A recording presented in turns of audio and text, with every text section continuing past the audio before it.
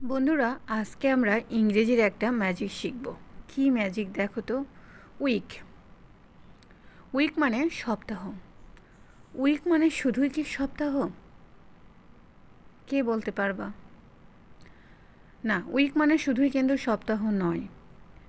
উচ্চারণ একই হইলেও বানানের কিন্তু ভিন্নতা আছে, আর যার কারণে মিনিংও কিন্তু ভিন্ন হয়।